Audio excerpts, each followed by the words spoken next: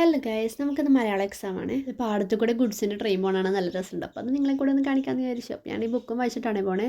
ഇവിടെ ഒരു പശുക്കുട്ടിയുണ്ട്. ഇതൊരു തോട് പോലെ എന്തോ കൃഷിക്ക് വെള്ളം കൊടുക്കാനുള്ള സംവിധാനമാണോ എന്ന് എനിക്കറിയില്ല. എന്തായാലും നല്ല രസമുണ്ട്. അതിൽ മീനൊക്കെ ഉണ്ട് കേട്ടോ, കുഞ്ഞു കുഞ്ഞു മീനൊക്കെ ഉണ്ട്. നല്ല രസമുള്ളത് ഒഴുകണമാണ്. പിന്നെ നമ്മുടെ അടുത്തുള്ള ഈ അമ്പലത്തിൽ ഉത്സവമാണ്.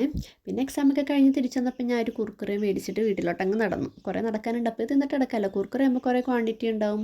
എന്താ നല്ല ബുദ്ധിയല്ല. അല്ലെങ്കിൽ ഞാൻ ലേസാണ് മേടിക്കുക. എനിക്ക് ബ്ലൂ ലേസ് ഭയങ്കര ഇഷ്ടം. നിങ്ങളുടെ ഇഷ്ടമുള്ള ഫേവറേറ്റ് ഫ്ലേവർ ഏതാ ലേസിൻ്റെ? എനിക്ക് ബ്ലൂ ഭയങ്കര ഇഷ്ടമാണ്.